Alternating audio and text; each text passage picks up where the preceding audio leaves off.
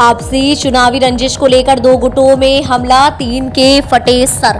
पढ़लगंज सूत्रों के हवाले से मिली खबर के अनुसार शनिवार की शाम भाजपा के लोग चुनाव प्रचार कर रहे थे, जिसमें उसी रास्ते से भाजपा से ही बागी एक निर्दल प्रत्याशी का प्रचार वाहन गुजर रहा था, जिसमें बज रहे साउंड को भाजपा के कार्यकर्ताओं द्वारा बंद करवाने की बात सामने आई है, जिस पर दोनों पक्षों में कहासुनी शुरू हो गई। किसी तरह आसपास के लोगों के हस्तक्षेप के बाद तत्काल मामले को कराया गया शांत। निर्दलीय प्रत्याशी की माने तो उनका यही कहना है कि शांत हो चुके मामले को पुनः भाजपा कार्यकर्ता उकसाकर मारपीट शुरू कर दिए, जबकि भाजपा के लोगों का ये कहना है कि भाजपा से बागी होकर निर्दल चुनाव लड़ रहे प्रत्याशी को भाजपा से टिकट न मिलने के देश से कारण उन लोगों द्वारा ही भाजपा कार्यकर्ताओं पर सुनियोजित तरीके से जानलेवा हमला किया गया, जिसमें दूसरे पक्ष के बगावती प्रत्याशी के सावे पर उपद्रवी तत्वों ने खलल डालने की नियत से हंगामा शुरू कर दिया, जिसका विरोध करने पर उपद्रवियों ने ईंट पत्थर से हमला कर दिया। हमले में भाजपा नेता और उनके 2 सगे भाई का सर फट गया। गंभीर रूप से घायल सगे भाइयों का इलाज स्थानीय अस्पताल में चल रहा है। घटना की सूचना पर पुलिस मौके पर पहुंच गई है। मामले की जानकारी होते ही चुनाव प्रचार में व्यस्त विधायक चिल्लूपार राजेश त्रिपाठी अपने प्रचार अभियान को स्थगित कर हॉस्पिटल पहुंचे और घायलों का हाल चाल जानकर उन्हें सांत्वना प्रदान किया। वहीं दूसरे पक्ष का भी ये कहना है कि उनके कार्यकर्ता व वाहन प्रचारक के ड्राइवर, उसकी मां व गर्भवती पत्नी को भी चोट पहुंचाए हैं। निर्दल प्रत्याशी का ये भी आरोप है कि प्रशासन एक तरफ कार्यवाही कर रहा है। हुए थे, मैं जब विधायक जी आए तो मैंने गाड़ी रोक दिया, प्रणाम किया उनको। हमने कहा अरे हमारे समर्थक हैं, आपके समर्थक लोग हैं कमल के, थोड़ा 2 शब्द विधायक जी आप कह दीजिए।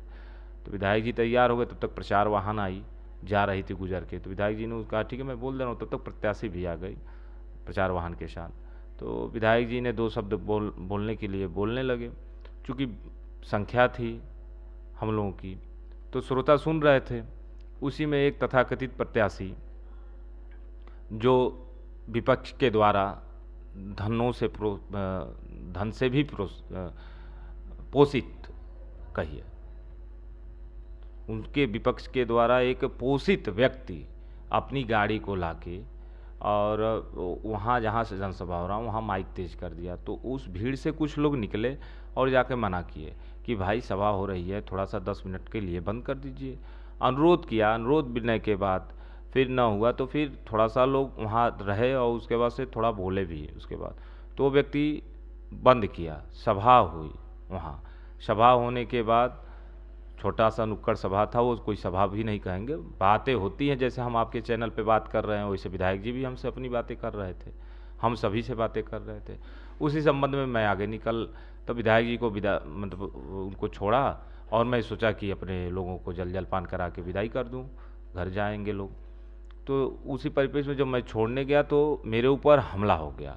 अब हमले का कारण तो यही है कि लोग हमको, सारे विपक्ष, आज भारतीय जनता पार्टी की लीड से सारी विपक्ष की पार्टियां, भारतीय जनता पार्टी जो विजय की ओर एकदम अग्रसित हो चुकी है, जिसका काफिला रुकने का नाम नहीं ले रहा है, कमल का प्रत्याशी रुकने का नाम नहीं ले रहा है, उस काफिले को ये लोग रोकने की कोशिश के लिए सारे विपक्षी दल एकजुट होकर षड्यंत्र के तहत मेरे पूरे परिवार, मेरा एक भाई के पीछे मारे, सर पे फट गया, वो मरासन की स्थिति में, मैं उसको बचाने गया, मुझे मारा गया। मैं तो दर्द से बहुत पीड़ित हूँ। आपके चैनल में दिखाई दे रहा होगा, मैंने पगड़ी बना, यहाँ मेरा पट्टी हुआ है, मैं काफ़ी घायल हूँ। एक मेरा भाई, दूसरा भी भाई मेरा मरासन जिसका नाम पवन गुप्ता है, एक भाई का नाम सचिन गुप्ता है, ये दोनों मरासन की स्थिति। लेकिन भाई मैंने तो तय कर लिया था कि कमल खिलाना है हमको। लोग जिस उग्रता से आकर के हमला किए हैं, जैसा कि मैंने पता किया है, और जिस तरह से लाठी डंडे से भी पीटे गए, औरतों को जिस तरह से चोटें आई हैं, लेकिन उसको लोग दर्शा नहीं रहे हैं, पुलिस मान नहीं रहे कि दूसरे पक्ष को चोट लगी है। और मैं क्या बताऊं कि एक भाई जो उनका सचिन समाजवादी पार्टी का है, और समाजवादी पार्टी का होते हुए भी भारतीय जनता पार्टी के लोग उनका साथ दे रहे हैं, ये कितना सरासर अन्याय है। उनके बारे में क्या कहूं, जो सीधे कट्टा और बंदूक लहराते हैं। अभी थाने में FIR उनके खिलाफ दर्ज है, महीनों बाद उनकी जमानत हुई है। एक ऐसे अपराध करने वाले लोग, मेरी 45 साल मैंने जीवन में कोई अपराध नहीं किया, और जिस तरह से मुझे बदनाम किया जा रहा है, मेरी राजनीतिक छवि को धूमिल करने का प्रयास किया जा रहा है, ये सरासर मेरे साथ अन्याय है।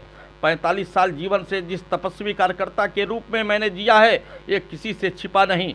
मेरी लोकप्रियता से सभी लोग घबरा गए हैं और घबरा कर कुछ न कुछ अनर्गल प्रलाप कर रहे हैं। मैं एक बूढ़ा नौजवान इस उम्र में मैं क्या बताऊं, मेरे कंठ टूट रहे हैं कि मैंने किस तरह से अपना ये जीवन बिताया है और मेरे जैसे साथी जीवन जीने वाले कई लोग है हमारे ऊपर आरोप लगाए हैं। मैं निश्चित जनता आज मेरे साथ है, जनता का आशीर्वाद कमलेश पटेल के साथ है और निश्चित रूप से जिसके साथ जनता है उसके साथ कमलेश पटेल जीने मरने को तैयार है। मैं क्या इसके बाद बताऊँ आपको। हमें लगता है कि शायद उनका हमला शिकार मैं ही होना चाहता था, फिर कुछ सोचे होंगे, फिर हमारे कार्यकर्ता पे कर दिए। उन लोगों का ये शायद रहा होगा कि हम लोग चुनाव भाजपा जीत रही है तो भाजपा की जीत को डिस्टर्ब करने के लिए मुझे लगता है कि किसी के कंधे पे बंदूक रख करके चला कोई और रहा है। अब वो तो क्लियर होगा। हमारा कार्यकर्ता घायल है, हमारा कार्यकर्ता अभी होश व हवास पे नहीं है, जब आएगा तो बताएगा। लेकिन इसे मैं कहाँ हूँ भाई, मैं अगर जनसंपर्क करूँगा। प्रशासन के दबाव में चीजें नहीं हो पा रही हैं, हमारा FIR तक नहीं दर्ज किया जा रहा है। किसका? हमारे प्रचार वाहन के ड्राइवर। अरे मारा हमारा कार्यकर्ता, अरे भाई मारा हमारा भाजपा कार्यकर्ता गया है, खून गिरा है हमारे भाजपा कार्यकर्ता का, FIR उनका होगा। अरे भाई अजीब हाल है यार।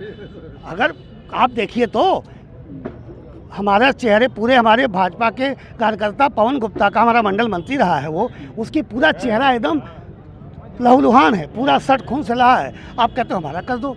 ये जो शातिर टाइप के लोग हैं नगर में, शुरुआत से ही यही करते रहे हैं लोग। कभी नगर में कर्फ्यू लगवाते रहे हैं, कभी कुछ करते रहे हैं। ये शातिर टाइप के लोग हमारे बड़हलगंज को नगर में चैन से रहने नहीं देंगे। मगर इस बार बड़हल की जनता 100% मन बना चुकी है। योगी का राज है, मोदी का राज है। सुशासन अब बड़हलगंज में भी आना चाहिए। खुराफातियों को जनता नकारेगी और शरीफ और पढ़े लिखे सभ्य और सुसंस्कृत विकास करने वाले प्रत्याशी को जिताएगी।